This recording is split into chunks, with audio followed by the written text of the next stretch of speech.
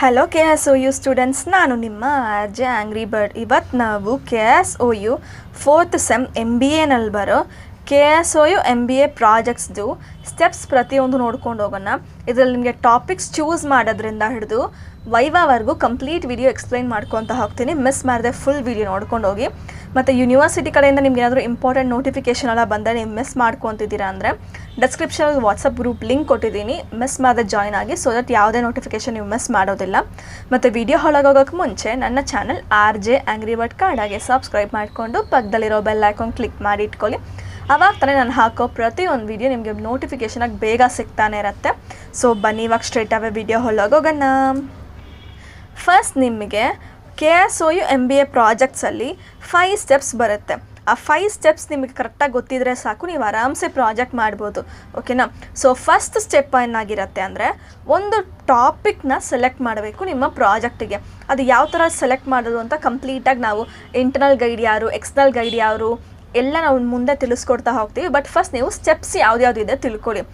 First ಬಂದು ಟಾಪಿಕ್ನ choose ಮಾಡುವಂಥದ್ದು. ಮತ್ತು ನೀವು ಚೂಸ್ ಮಾಡಿರೋ ಟಾಪಿಕ್ಗೆ ಅಪ್ರೂವಲ್ ತೊಗೋಬೇಕು ಚೇರ್ಮನ್ ಕಡೆಯಿಂದ. ಓಕೆನಾ?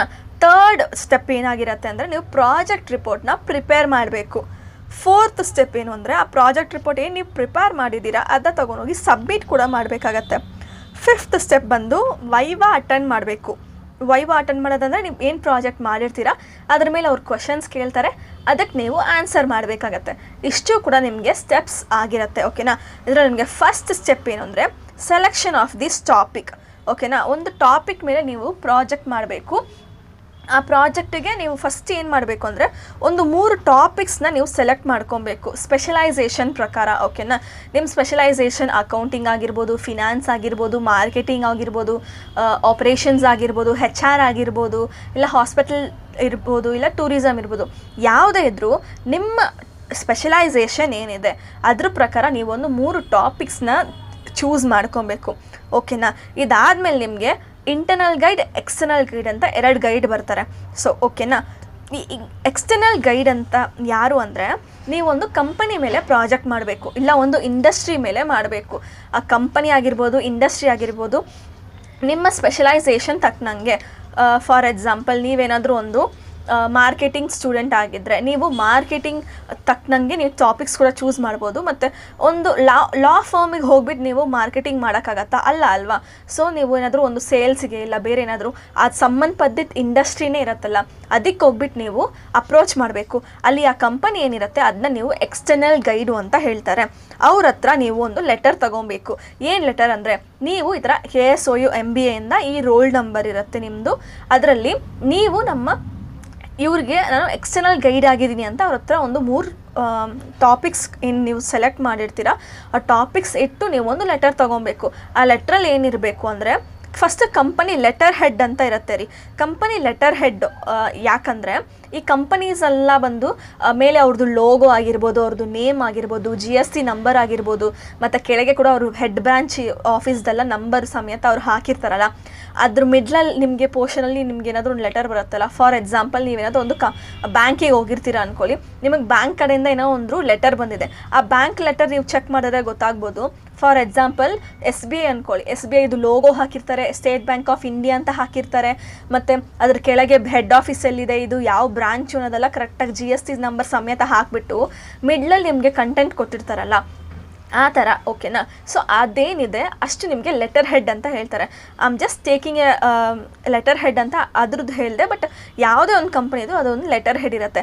ಆ ಲೆಟರ್ ಹೆಡ್ಡಲ್ಲಿ ನೀವು ನಿಮ್ಮ ರೋಲ್ ನಂಬರ್, ನಿಮ್ಮ ಹೆಸರು ಎಲ್ಲ ಹಾಕಿ, ಅವರ ಡೆಸಿಗ್ನೇಷನ್ ಏನು, ನೀವು ಯಾವುದೆಲ್ಲ ಡೆಸಿಗ್ನೇಷನ್ ತೊಗೊಬೋದು ಅಂದರೆ, ಒಂದು ಬ್ರಾಂಚ್ ಮ್ಯಾನೇಜರ್ ಆಗಿರ್ಬೋದು, HR ಮ್ಯಾನೇಜರ್ ಆಗಿರ್ಬೋದು, ಫಿನಾನ್ಸ್ ಮ್ಯಾನೇಜರ್ ಆಗಿರ್ಬೋದು, ಇಲ್ಲ ಆಪ್ರೇಷನ್ ಮ್ಯಾನೇಜರ್ ಆಗಿರ್ಬೋದು. ಈ ಥರ ಒಂದು ಮ್ಯಾನೇಜರ್ ಲೆವೆಲಲ್ಲಿ ಇರಬೇಕು. ಅವ್ರಿಗೆ ಸೀಲ್ ಆ್ಯಂಡ್ ಸಿಗ್ನೇಚರ್ ಕೊಡುವ ಅರ್ಹತೆ ಇರಬೇಕು. ಯಾರೋ ಒಬ್ಬರು ಪ್ಯೂನ್ ಹತ್ರ ಎಲ್ಲ ಹೋಗಿ ಹಾಕ್ಸ್ಕೊಂಬಂದ್ಬಿಡೋಕ್ಕಾಗತ್ತಾ? ಹಾಗೆಲ್ಲ ಆಗಲ್ಲ ಅಲ್ವಾ? ಅವ್ರು ನಾರ್ಮಲ್ ಒಂದು ಎಂಪ್ಲಾಯ್ ಹತ್ರ ಹೋಗಿ ಹಾಕ್ಸ್ಕೊಂಬರೋಕ್ಕಾಗತ್ತಾ? ಆಗಲ್ಲ ಅಲ್ವಾ? ಅವ್ರಿಗೆ ಒಂದು ಡೆಸಿಗ್ನೇಷನ್ ಇರಬೇಕು. ಆ ಡೆಸಿಗ್ನೇಷನ್, ಅವ್ರ ಹೆಸರು, ಅವ್ರ ಡೆಸಿಗ್ನೇಷನ್ ಹಾಕಿಬಿಟ್ಟು, ನಾನು ಇವರಿಗೆ ಎಕ್ಸ್ಟರ್ನಲ್ ಗೈಡಾಗಿ ಇದ್ದು ಈ ಪ್ರಾಜೆಕ್ಟಿಗೆ ಹೆಲ್ಪ್ ಮಾಡೋಕ್ಕೆ ನನಗೆ ಒಪ್ಪಿಗೆ ಇದೆ ಅಂತ ಹಾಕಿಸಿ, ನೀವು ಈ 3 ಟಾಪಿಕ್ಸ್ ಯಾವುದರಲ್ಲೂ ನೀವು ಚೂಸ್ ಮಾಡಿಕೊಟ್ರು ನಾನು ಒಪ್ಪಿಗೆ ಇದೆ ನನಗೆ ಅವರಿಗೆ ಹೆಲ್ಪ್ ಮಾಡೋದಕ್ಕೆ ಅಂತ ಒಂದು ಲೆಟರ್ ಬರೀಬೇಕು. ಆ ಲೆಟರ್ ಫಾರ್ಮೆಟ್ ಪ್ರತಿಯೊಂದು ಹೇಗೆಲ್ಲ ಫಿಲ್ ಮಾಡಬೇಕು, ಅದು ಯಾವ ಥರ ಇರುತ್ತೆ ಅಂತ ಆಲ್ರೆಡಿ ಒಂದು ವಿಡಿಯೋ ಮಾಡಿ ಹಾಕಿದ್ದೀನಿ. How to take the approval letter from MBA KSOU ಅಂತ. ಮಿಸ್ ಮಾಡಿದೆ ಆ ವಿಡಿಯೋ ಒಂದ್ಸರಿ ಚೆಕ್ ಮಾಡಿ. ಇದರಲ್ಲಿ ಏನೇ ಇದ್ರೂ ನಾನು ಜಸ್ಟ್ ಸ್ಟೆಪ್ಸ್ ತಿಳಿಸ್ಕೊಳ್ತಾ ಹೋಗ್ತೀನಿ. ಹೇಗೆ ಫಿಲ್ ಮಾಡೋದು ಅಂತ ನಾನು ಈ ವಿಡಿಯೋದಲ್ಲಿ ಹೇಳೋದಿಲ್ಲ. ಓಕೆನಾ? ಇಷ್ಟು ನಿಮಗೆ ಎಕ್ಸ್ಟರ್ನಲ್ ಗೈಡ್ ಯಾರು ಅಂತ ಕ್ಲಿಯರಾಗಿ ಗೊತ್ತಾಯಿತು ಅಂದ್ಕೊಂಡಿದ್ದೀನಿ. ನೆಕ್ಸ್ಟ್ ನಮಗೆ ಇಂಟರ್ನಲ್ ಗೈಡ್ ಆಗ್ತಾರೆ. ಇಂಟರ್ನಲ್ ಗೈಡ್ ಯಾರು ಅಂದರೆ ಒಂದು ಲೆಕ್ಚರರ್ ಆಗಿರ್ಬೋದು, ಒಂದು ಪ್ರೊಫೆಸರ್ ಆಗಿರ್ಬೋದು, ಅವ್ರದ್ದೇ ಆದಂಥ ರೂಲ್ಸ್ ಆ್ಯಂಡ್ ರೆಗ್ಯುಲೇಷನ್ಸು ಕೂಡ ಇದೆ. ಅದನ್ನ ನಾನು ಇಲ್ಲಿ ಎಕ್ಸ್ಪ್ಲೈನ್ ಮಾಡಲ್ಲ, ಬಿಕಾಸ್ ಇದು ಕಂಪ್ಲೀಟ್ ವಿಡಿಯೋ ನಾನು ಅಪ್ರೂವಲ್ ಲೆಟರ್ ಹೇಗೆ ತಗೋಬೇಕು, ಅವ್ರಿಗೆ ಯಾವ ಥರ ರೂಲ್ಸ್ ಆ್ಯಂಡ್ ರೆಗ್ಯುಲೇಷನ್ಸ್ ಇರುತ್ತೆ, ಯಾವ ಥರ ಎಕ್ಸ್ಪೀರಿಯನ್ಸ್ ಎಲ್ಲ ಇರಬೇಕು ಅಂತ ಕ್ಲಿಯರಾಗಿ ಆಲ್ರೆಡಿ ಹೇಳಿದ್ದೀನಿ. ಸೊ ಇದ್ರಲ್ಲಿ ನಾನು ಜಸ್ಟ್ ಓವರ್ ವ್ಯೂ ಕೊಡ್ತಾ ಹೋಗ್ತಿದ್ದೀನಿ. ಸೊ ಇಂಟರ್ನಲ್ ಗೈಡ್ ಅಂದರೆ ಹ್ಯಾಸ್ ಐ ಸೆಡ್, ಇವ್ರು ಬಂದು ನಿಮಗೆ ಒಂದು ಲೆಕ್ಚರರ್ ಆಗಿರ್ತಾರೆ. ಆ ಲೆಕ್ಚರರ್ ಕಡೆಯಿಂದ ಕೂಡ ನೀವು ಒಂದು ಲೆಟರ್ ತೊಗೊಬೇಕು, ಸೇಮ್ ಮೇಲೆ ಹೇಳ್ದಂಗೆ. ಬಟ್ ಇದರಲ್ಲಿ ನಿಮಗೆ ಸೀಲ್ ಸಿಗ್ನೇಚರ್ ಆಗಲಿ ಪ್ರತಿಯೊಂದು ಕೂಡ ಕಾಲೇಜ್ದಾಗಿರುತ್ತೆ. ಅವ್ರು ಯಾವುದೋ ಒಂದು ಕಾಲೇಜಲ್ಲಿ ಲೆಕ್ಚರಿಂಗ್ ಮಾಡ್ತಿರ್ತಾರಲ್ಲ, ಅವ್ರದ್ದೇ ಸೀಲ್ ಆ್ಯಂಡ್ ಸಿಗ್ನೇಚರ್ ಆಗಿರುತ್ತೆ. ಆ್ಯಂಡ್ ಇಲ್ಲಿ ಕಂಪನಿ ಲೆಟರ್ ಹೆಡ್ಡೆಲ್ಲ ಏನೂ ಬರೋದಿಲ್ಲ. ಸೊ ಇಂಟರ್ನಲ್ ಗೈಡ್ ಏನಂದರೆ ಆ ಪ್ರೊಫೆಸರ್ ಆರ್ ಒಂದು ಲೆಕ್ಚರರ್ ಏನಿದ್ದಾರೆ ಅವ್ರ ಹತ್ರ ಒಂದು ಕನ್ಸೆಂಟ್ ಲೆಟರ್, ಸೇಮ್ ನೀವು 3 ಟಾಪಿಕ್ಸ್ ಏನು ಚೂಸ್ ಮಾಡಿದ್ದೀರಾ ಆ ಟಾಪಿಕ್ ಹಾಕಿಸಿ, ಈ 3 ಟಾಪಿಕಲ್ಲಿ ಯಾವುದೇ ಒಂದು ಟಾಪಿಕ್ ಇವರು ಆಯ್ಕೆ ಮಾಡಿಕೊಂಡ್ರು ನಾವು ಇವರಿಗೆ ಹೆಲ್ಪ್ ಮಾಡೋಕ್ಕೆ ರೆಡಿ ಇದ್ದೀವಿ ಗೈಡೆನ್ಸ್ ಮಾಡೋದಕ್ಕೆ ಅಂತ. ಅದರಲ್ಲಿ ಅಷ್ಟು ಬರೆದು ನೀವು ಕಂಪನಿ ಸೀಲ್ ಲೆಕ್ಚರರ್ದು ಪರ್ಸ್ನಲ್ ಸೀಲ್ ಅಲ್ಲ ರೀ, ಕಾಲೇಜ್ದು ಒಂದು ಸೀಲು ಇರುತ್ತಲ್ಲ ಆ ಸೀಲ್ ಹಾಕಿಸಿ ನೀವು ಸಿಗ್ನೇಚರ್ ಹಾಕ್ಕೊಬೇಕಾಗತ್ತೆ. ಮತ್ತು ಈ ಗೈಡ್ದು ರೆಸ್ಯೂಮೆ ಕೂಡ ತೊಗೊಬೇಕಾಗತ್ತೆ. ರೆಸ್ಯೂಮೆ ಯಾಕಂದರೆ ಹ್ಯಾಸ್ ಐ ಸೈಡ್ ಅವ್ರಿಗೆ 5 years or 10 years ಎಕ್ಸ್ಪೀರಿಯನ್ಸ್ ಇರಬೇಕು ಅಂತ ಒಂದು ರೂಲ್ಸ್ ಆ್ಯಂಡ್ ರೆಗ್ಯುಲೇಷನ್ಸ್ ಇದೆ. ಸೊ ಅದಕ್ಕೆ ವ್ಯಾಲಿಡೇಟ್ ಮಾಡೋಕ್ಕೋಸ್ಕರ ಅದಕ್ಕೊಂದು ಪ್ರೂಫ್ ಬೇಕಲ್ಲ, ಅದಕ್ಕೋಸ್ಕರ ರೆಸ್ಯೂಮೆ. ಮತ್ತು ಆ ರೆಸ್ಯೂಮೆ ಅಲ್ಲೇ ಕೂಡ ನೀವು ಸೀಲು ಸಿಗ್ನೇಚರ್ ಕಾಲೇಜ್ದು ಹಾಕ್ಸ್ಲೇಬೇಕಾಗತ್ತೆ. ಇದು ಹಾಕ್ಸಿದ ತಕ್ಷಣ ಇಷ್ಟು 2 ಲೆಟರ್ ಆಯಿತಾ, ಇದು ಪ್ರತಿಯೊಂದು ಕೂಡ ನೀವು ಟೈಪ್ ಮಾಡಬೇಕು, ಎಲ್ಲೂ ಕೂಡ ರಿಟರ್ನ್ ಬರೆಯೋಂಗಿಲ್ಲ. ಆ್ಯಂಡ್ ನನಗೆ ತುಂಬ ಕ್ವಶನ್ಸ್ ಬರೋದೆ, ಮ್ಯಾಮ್ ಕೈಯಲ್ಲಿ ಬರಿಬೋದಾ ಇಲ್ಲ ಟೈಪೇ ಮಾಡಿಸ್ಬೇಕಾ, ಕೈಯಲ್ಲಿ ಬರಿಬೋದಾ ಅಂತ. ಪ್ಲೀಸ್ ಪ್ರತಿಯೊಂದು ಕೂಡ ಟೈಪೇ ಆಗಿರಬೇಕು. ಎಲ್ಲೂ ಕೂಡ ಸೀಲ್ ಮತ್ತು ಸಿಗ್ನೇಚರ್ ಹಾಕ್ತಿದ್ರೆ ಗೊತ್ತಾ, ಅದು ಮಾತ್ರ ಬರೆದಿರಬೇಕಾಗತ್ತೆ, ಮಿಕ್ಕಿದ ಎಲ್ಲ ಕೂಡ ಟೈಪ್ಡೇ ಆಗಿರಬೇಕಾಗತ್ತೆ. ಓಕೆನಾ? ಸೊ ಇಷ್ಟು ಲೆಟರ್ ಏನಿದೆ ಇದ್ರ ಜೊತೆಗೆ ನೀವು ಒಂದು ರಿಕ್ವೆಸ್ಟಿಂಗ್ ಲೆಟರ್ ಯೂನಿವರ್ಸಿಟಿಗೆ. ಸೊ ಇವ್ರು ನಮ್ಮ ಇಂಟರ್ನಲ್ ಗೈಡು, ಇವ್ರು ನಮ್ಮ ಎಕ್ಸ್ಟರ್ನಲ್ ಗೈಡು, ಮತ್ತು ನಾನು ಈ 3 ಟಾಪಿಕ್ ಚೂಸ್ ಮಾಡಿದ್ದೀನಿ. ಇದರಲ್ಲಿ ಯಾವುದೇ ಒಂದು ಟಾಪಿಕ್ ನೀವು ಆಯ್ಕೆ ಮಾಡಿಕೊಟ್ರು ಅದ್ರ ಮೇಲೆ ನನಗೆ ಪ್ರಾಜೆಕ್ಟ್ ಮಾಡೋಕ್ಕೆ 2 ಸಪೋರ್ಟು ಇದೆ. ಪ್ಲೀಸ್ ನನಗೆ ಯಾವುದಾದ್ರೂ ಒಂದು ಟಾಪಿಕ್ನ ಚೂಸ್ ಮಾಡಿಕೊಡಿ ಅಂತ ಒಂದು ರಿಕ್ವೆಸ್ಟಿಂಗ್ ಲೆಟರ್ ಬರೀಬೇಕು. ಓಕೆನಾ? ಸೊ ಇಷ್ಟು ಕೂಡ ನೀವು ಯೂನಿವರ್ಸಿಟಿಗೆ ಸಬ್ಮಿಟ್ ಮಾಡಬೇಕಾಗತ್ತೆ. ಇದು ನಿಮಗೆ ಫಸ್ಟ್ ಸ್ಟೆಪ್ ಆಗಿರುತ್ತೆ. ಓಕೆನಾ? ಅದರಲ್ಲಿ ಕೂಡ ನೀವು ಯೂನಿವರ್ಸಿಟಿಗೆ ಪೋಸ್ಟು ಕೂಡ ಮಾಡ್ಬೋದು, ಇಲ್ಲಾಂದರೆ ನೀವು ಯೂನಿವರ್ಸಿಟಿಗೆ ಇನ್ ಪರ್ಸನು ಕೂಡ ಹೋಗಿ ವಿಸಿಟ್ ಮಾಡಿ ಅಪ್ರೂವಲ್ ಲೆಟರ್ ತೊಗೊಬೋದು. ಪೋಸ್ಟ್ ಮಾಡಿದ್ರೆ ಮಿನಿಮಮ್ ಅಂದರೆ ನಿಮಗೆ ಒಂದು 20 days ವೆಯ್ಟ್ ಮಾಡಿ. ಸಪೋಸ್ 20 days ಆದಮೇಲೂ ನಿಮಗೆ ಏನೂ ಅವ್ರ ಕಡೆಯಿಂದ ಇನ್ಫಾರ್ಮೇಷನ್ ಮಾಹಿತಿ ಯಾವುದು ಸಿಕ್ಕಿಲ್ಲ ಅಂದರೆ ಪ್ಲೀಸ್ ಯೂನಿವರ್ಸಿಟಿಗೆ ವಿಸಿಟ್ ಮಾಡಿ. ಇಲ್ಲ ಅಂದರೆ ನಿಮ್ಮ ಅಪ್ರೂವಲ್ ಲೆಟರ್, ನಿಮ್ಮ ಸೀಲ್ ಸಿಗ್ನೇಚರ್ ಎಲ್ಲಿ ಹೋಗುತ್ತೆ ಅಂತ ಯಾರಿಗೂ ಗೊತ್ತಾಗಲ್ಲ. ನಾವು ಅಲ್ಲಿ ಯಾರಿಗೂ ಹೋಗಿ ಕ್ವೆಶನು ಕೂಡ ಮಾಡೋಕ್ಕಾಗೋದಿಲ್ಲ. ಅದರಿಂದ ಅದಾದಮೇಲೆ ಮ್ಯಾಮ್ ನಾನು ಕೆಲಸ ಮಾಡ್ತಿದ್ದೀನಿ ಆರ್ ನನಗೆ ಹೋಗ್ಲಿಕ್ಕೆ ಆಗೋದಿಲ್ಲ, ಮನೇಲಿ ಪ್ರಾಬ್ಲಮ್ ಇದೆ, ನನ್ನ ಮಕ್ಕಳೆಲ್ಲ ಇಟ್ಕೊಂಡು ಟ್ರಾವೆಲ್ ಮಾಡೋಕ್ಕಾಗಲ್ಲ ಅಂತ ತುಂಬ ಕ್ವೈರೀಸ್ ಇರುತ್ತಲ್ಲ. ಸೊ ಅಪ್ರೂವಲ್ ಲೆಟರ್ ತಗೊಳ್ಳೋದಕ್ಕೆ ನೀವೇ ಸ್ಟೂಡೆಂಟ್ ಹೋಗಬೇಕು ಅಂತ ಏನು ಅವರು ರೆಸ್ಟ್ರಿಕ್ಷನ್ಸ್ ಹಾಕಿಲ್ಲ. ನಿಮ್ಮ ಫ್ಯಾಮಿಲಿ ಮೆಂಬರ್ಸ್ ಆಗಿರ್ಬೋದು, ನಿಮ್ಮ ಫ್ರೆಂಡ್ಸ್ ಆಗಿರ್ಬೋದು, ಯಾರೇ ಇದ್ದರೂ ಅವ್ರು ಹೋಗಿ ನಿಮ್ಮ ಪರವಾಗಿ ಅವರು ಅಪ್ರೂವಲ್ ಲೆಟರ್ ತೊಗೊಂಬರ್ಬೋದು. ಅವ್ರ ಜೊತೆ ನಿಮ್ಮ ID ಕಾರ್ಡ್ ಒಂದು ಕೊಟ್ಟು ಕಳಿಸಿ, ಪ್ರೂಫಿಗೆ ಬೇಕಲ್ವಾ, ಅದಕ್ಕೋಸ್ಕರ. ಸೊ ಇಷ್ಟು ಕೂಡ ನೀವು ತಗೊಂಡು ಹೋಗಿ ಯೂನಿವರ್ಸಿಟಿಗೆ ವಿಸಿಟ್ ಮಾಡ್ಬೋದು, ಇಲ್ಲಾಂದರೆ ಪೋಸ್ಟು ಕೂಡ ಕಳಿಸ್ಬೋದು.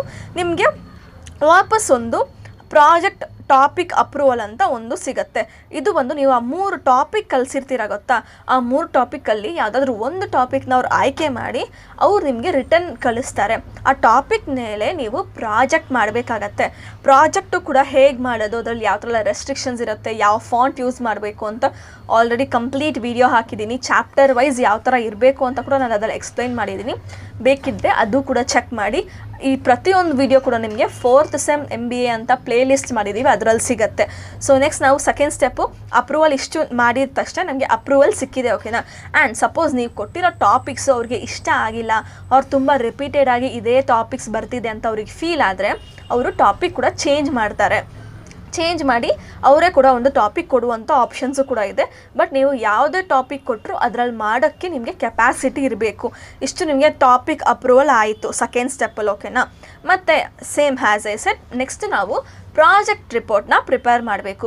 ಇದರಲ್ಲಿ ಫಾಂಟ್ ಸೈಜ್ ಯಾವುದು, ಫಾಂಟ್ ಯಾವ ಥರ ಯೂಸ್ ಮಾಡಬೇಕು, ಸ್ಪೇಸ್ ಎಷ್ಟು ಬಿಡಬೇಕು, ಬಾರ್ಡರ್ ಯಾವ ಥರ ಹಾಕಬೇಕು, ಪೇಜ್ ನಂಬರಿಂದ ಹಿಡಿದು ಕಂಟೆಂಟ್ ಆಗಿರ್ಬೋದು, ಅನಾಲಿಸಿಸ್ ಆಗಿರ್ಬೋದು, ಎಲ್ಲ ಯಾವ ಥರ ಮಾಡೋದು ಅಂತ ಕಂಪ್ಲೀಟ್ ವಿಡಿಯೋ ಹಾಕಿದ್ದೀವಿ. ಸೊ ಪ್ರತಿ ರೆಗ್ಯುಲೇಷನ್ಸ್ ಗೈಡ್ಲೈನ್ಸ್ ಏನು ಕೊಟ್ಟಿದ್ದಾರೆ ಅವರು ರೂಲ್ಸ್, ಅದ್ರ ಪ್ರಕಾರನೇ ಪ್ರಾಜೆಕ್ಟ್ ಮಾಡಬೇಕು. ಆ ಥರ ಇಲ್ಲ ಅಂದರೆ ಅವರು ರಿಜೆಕ್ಟ್ ಮಾಡ್ತಾರೆ ಪ್ರಾಜೆಕ್ಟ್ನ. ಆ್ಯಂಡ್ ಇದಕ್ಕೂ ಕೂಡ ಮ್ಯಾಮ್ ಅದನ್ನ ನಾವು ಅಸೈನ್ಮೆಂಟ್ನ ಬರ್ದು ಹಾಕ್ತೀವಲ್ಲ, ಅದೇ ಥರ ಕೈಯಲ್ಲಿ ಕೂತ್ಕೊಂಡು 120 ಪೇಜು ನಾವೇ ಬರೆದು ಬಿಡೋದ? ನೋ, ಅದು ಕಂಪ್ಲೀಟ್ ಪ್ರಾಜೆಕ್ಟ್ ನೀವು ಟೈಪ್ ಮಾಡೇ ಇರಬೇಕು. ನಂಗೆ ಲಿಟ್ರಲಿ ಒಂದು ದಿನಕ್ಕೆ 10 ಮೆಸೇಜಸ್ ಬರುತ್ತೆ, ಮ್ಯಾಮ್ ನಾವು ಪ್ರಾಜೆಕ್ಟ್ ಕೂಡ ನಾವು ಕೈಯಲ್ಲೇ ಬರೀಬೇಕಾ, 120 ಪೇಜ್ ಹೇಗೆ ಮ್ಯಾಮ್ ಬರೆಯೋದು ಅಂತ. ಪ್ಲೀಸ್ ಅದನ್ನ ಫುಲ್ ಟೈಪ್ ಮಾಡಬೇಕು, ಎಲ್ಲೂ ಕೂಡ ನೀವು ಬರೆಯೋ ಹಾಗೆ ಇಲ್ಲ. ಓಕೆನಾ? ಸೊ ಇಷ್ಟು ನಿಮಗೆ ಪ್ರಾಜೆಕ್ಟ್ ರಿಪೋರ್ಟ್ ರೆಡಿ ಮಾಡಿದ್ದಾಯ್ತಾ? ರೆಡಿ ಆದಮೇಲೆ ಪ್ರಾಜೆಕ್ಟ್ನ ನೀವು ಸಬ್ಮಿಟ್ ಮಾಡಬೇಕು. ಸಬ್ಮಿಷನ್ ಕೂಡ ನೀವು ಸುಮ್ಮನೆ ಅಪ್ರೂವಲ್ ಲೆಟರ್ನ ನೀವು ಪೋಸ್ಟ್ ಮಾಡ್ದಂಗೆ, ಐ ಮೀನ್ ಅಪ್ರೂವಲ್ಗೆ ನೀವು ಒಂದು ಲೆಟರ್ಸ್ ಎಲ್ಲ ಪೋಸ್ಟ್ ಮಾಡಿದ್ರಲ್ಲ, ಆ ಥರ ಪೋಸ್ಟ್ ಎಲ್ಲ ಮಾಡೋಂಗಿಲ್ಲ. ನೀವು ಯೂನಿವರ್ಸಿಟಿಗೆ ವಿಸಿಟ್ ಮಾಡಲೇಬೇಕಾಗತ್ತೆ. ಈ ಟೈಮಲ್ಲಿ ನೀವು ಕಂಪ್ಲೀಟ್ಲಿ ವಿಸಿಟ್ ಮಾಡಲೇಬೇಕಾಗತ್ತೆ. ಮೇಯ್ನ್ ಅಂದರೆ 3 ಟೈಮ್ಸ್ ವಿಸಿಟ್ ಮಾಡ್ಬೋದು.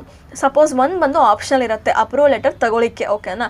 ಬಟ್ ಪ್ರಾಜೆಕ್ಟ್ ಯಾಕೆ ಸಬ್ಮಿಟ್ ಮಾಡೋಕ್ಕೆ ನೀವು ಹೋಗಬೇಕು ಅಂದರೆ, ಅವರು ನಿಮ್ಮ ರಿಜಿಸ್ಟ್ರಾರ್ ಒಂದಿರುತ್ತೆ, ಅದರಲ್ಲಿ ಈ ನಿಮ್ಮ ರೋಲ್ ನಂಬರ್, ನಿಮ್ಮ ಸಿಗ್ನೇಚರ್ ಪ್ರತಿಯೊಂದು ಹಾಕಿ ನಿಮ್ಮ ಟಾಪಿಕ್ ಎಲ್ಲ ಬರೆದು ಸೀಲ್ ಆ್ಯಂಡ್ ಸಿಗ್ನೇಚರ್ ಅಲ್ಲಿ ಒಂದು ಕಡೆ ಹಾಕ್ಸ್ಕೊತಾರೆ. ಮತ್ತು ನೀವು 2 ಪ್ರಾಜೆಕ್ಟ್ ತಗೊಂಡು ಹೋಗ್ತಿರಲ್ಲ, ಅದರಲ್ಲಿ ಒಂದು ಯೂನಿವರ್ಸಿಟಿ ಇಟ್ಕೊಂಡು ಒಂದರಲ್ಲಿ ನಿಮಗೆ ವಾಪಸ್ ಕೊಡ್ತಾರೆ. ಸೊ ಅಲ್ಲಿ ರಿಜಿಸ್ಟ್ರಾರಲ್ಲಿ ನಿಮ್ಮ ಸಿಗ್ನೇಚರ್ ಇಸ್ ಮ್ಯಾಂಡೇಟ್ರಿ. ಅದಕ್ಕೋಸ್ಕರ ನೀವು ಯೂನಿವರ್ಸಿಟಿಗೆ ವಿಸಿಟ್ ಮಾಡಲೇಬೇಕು. ಪೋಸ್ಟ್ ಎಲ್ಲ ಮಾಡಿದ್ರಿ ಅಂದರೆ ಅವರು ರಿಜೆಕ್ಟ್ ಮಾಡಿ ಬಿಸಾಕ್ತಾರೆ. ನೀವು ಆ ಪೋಸ್ಟ್ ನಿಮಗೆ ವಾಪಸ್ ಸಿಗೋದು ಕೂಡ ಇಲ್ಲ. ಒಂದು ಪ್ರಾಜೆಕ್ಟ್ ಮಾಡೋಕ್ಕೆ ತುಂಬ ಕಷ್ಟಪಟ್ಟಿರ್ತೀರ, ಸೊ ಅದನ್ನ ಆದಷ್ಟು ಕಾಪಾಡಿಸ್ಕೊಳ್ಳಿ. ಓಕೆನಾ? ನೆಕ್ಸ್ಟ್ ಬಂದು ವೈವಾ ಅಟೆಂಡ್ ಮಾಡಬೇಕು. ವೈವಾ ಅಂದರೆ ಯಾವ ಥರ ಇರುತ್ತೆ, ಯಾವ ಥರ ಕ್ವಶನ್ಸ್ ಕೇಳ್ತಾರೆ, ಅದು ಕೂಡ ನಾವು ಡೆಡಿಕೇಟೆಡಾಗಿ ಒಂದು ವಿಡಿಯೋ ಹಾಕಿದ್ದೀವಿ. ಪ್ಲೀಸ್ ಪ್ರತಿಯೊಂದು ಲಿಂಕು ಕೂಡ ನಾನು ಡಿಸ್ಕ್ರಿಪ್ಷನಲ್ಲಿ ಕೊಡೋಕ್ಕೆ ಪ್ರಯತ್ನ ಪಡ್ತೀನಿ. ಸೊ ಕ್ಲಿಯರಾಗಿ ನೀವು ಯಾವ ಥರ ಅಟೆಂಡ್ ಮಾಡಬೇಕು, ಯಾವ ಥರ ಕ್ವಶನ್ಸ್ ಕೇಳ್ತಾರೆ, ನಿಮ್ಮ ಸ್ಪೆಷಲೈಸೇಷನ್ ವೈಸ್ ಯಾವ ಥರ ಕ್ವಶನ್ಸ್ ರೈಸ್ ಆಗುತ್ತೆ ಅಂತ ಕಂಪ್ಲೀಟಾಗಿ ನಾವು ತಿಳಿಸ್ಕೊಟ್ಟಿದ್ದೀವಿ. ಅದನ್ನ ಕ್ಲಿಯರಾಗಿ ಚೆಕ್ ಮಾಡ್ಕೊಳ್ಳಿ. ಆ್ಯಂಡ್ ವೈವಾ ಯಾವಾಗ ಇರುತ್ತಂದರೆ, ನಿಮ್ಮ ಎಕ್ಸಾಮ್ಸ್ ಇರುತ್ತಲ್ಲ, final sem exam, 4th sem exam ಅದಾಗಿದ್ದು 1 ವೀಕಲ್ಲಿ ಅವರೊಂದು ನೋಟಿಸ್ ಬಿಡ್ತಾರೆ. ಅದರಲ್ಲಿ ನಿಮ್ಮ ರೋಲ್ ನಂಬರು ಮತ್ತು ಯಾವತ್ತು ನೀವು ಬಂದು ಅಟೆಂಡ್ ಆಗಬೇಕು ವೈವಾನ ಅಂತ ಪ್ರತಿಯೊಂದು ಅವರು ಡೇಟ್ ವೈಸ್ ಬಿಡ್ತಾರೆ. ಆ ಡೇಟಲ್ಲೇ ಹೋಗಿ ನೀವು ವೈವಾನ ಕೂಡ ಅಲ್ಲಿ ಕೊಟ್ಬಿಟ್ಟು ಬರಬೇಕಾಗತ್ತೆ. ಓಕೆನಾ? ಸೊ ಇಷ್ಟು ನಿಮಗೆ 5 ಸ್ಟೆಪ್ಸ್ ಆಗಿರುತ್ತೆ ನೀವು ಯೂನಿವರ್ಸಿಟಿಯಲ್ಲಿ ಒಂದು ಪ್ರಾಜೆಕ್ಟ್ ಮಾಡಿ ಮುಗಿಸೋದಕ್ಕೆ. ಆ್ಯಂಡ್ ಸಪೋಸ್ ನಿಮ್ಗೇನಾದರೂ MCOM ಆರ್ MBAಗೆ ಪ್ರಾಜೆಕ್ಟ್ ಹೆಲ್ಪ್ ಬೇಕಿತ್ತು ಅಂದರೆ ನಾವು ನಮ್ಮ ಕಡೆಯಿಂದ ಪೇಯ್ಡ್ ಸರ್ವಿಸ್ ಕೂಡ ಅವೈಲೇಬಲ್ ಮಾಡ್ತಿದ್ದೀವಿ. ಇದು ನಿಮಗೆ ಕಂಪ್ಲೀಟ್ಲಿ ಯಾವ ಥರ ಇರುತ್ತೆ ಅಂದರೆ, ರೆಡಿ ಟು ಸಬ್ಮಿಟ್ ಥರ ಪ್ರಾಜೆಕ್ಟ್ ಇರುತ್ತೆ. ಅದರಲ್ಲಿ ನಿಮಗೆ ವೈವಾ ಕ್ವಶನ್ಸ್ಗೂ ಕೂಡ ನಾವು ಸಪೋರ್ಟ್ ಮಾಡ್ತಿದ್ವಿ ಯಾವ ಥರ ಇರುತ್ತೆ ಅಂತ. ಆ್ಯಂಡ್ ನೀವೇನು ತೊಂದರೆ ಪಡೋಂಗಿಲ್ಲ. ಫಾರ್ಮೆಟ್ ನಿಮ್ಗೆ ಏನು ಕೊಟ್ಟಿದ್ದಾರೆ MBA ಗೈಡ್ಲೈನ್ಸು ಅದ್ರ ಪ್ರಕಾರನೇ ಇರುತ್ತೆ ಪ್ರಾಜೆಕ್ಟು. ಒಂಚೂರು ಕೂಡ ರಿಜೆಕ್ಟ್ ಆಗೋ ಚಾನ್ಸಸ್ಸೇ ಇರಲ್ಲ. ಆ ಥರ ನಾವು ಕರೆಕ್ಟಾಗಿ ಪ್ರಾಜೆಕ್ಟ್ ಮಾಡಿಕೊಡ್ತೀವಿ. ಸೊ ನಿಮ್ಗೆ ಏನಾದರೂ ಇಂಟ್ರೆಸ್ಟ್ ಆಗಿದ್ದರೆ ನಮ್ಮ ವಾಟ್ಸಪ್ ನಂಬರ್ಗೆ ನೀವು ಟೆಕ್ಸ್ಟ್ ಮಾಡ್ಬೋದು. ಡಿಸ್ಕ್ರಿಪ್ಷನಲ್ಲಿ ಕೂಡ ನಾನು ವಾಟ್ಸಪ್ ನಂಬರ್ ಹಾಕಿದ್ದೀನಿ, ಮಿಸ್ ಮಾಡದೆ ಒಂದು ಸರಿ ಚೆಕ್ ಮಾಡಿ.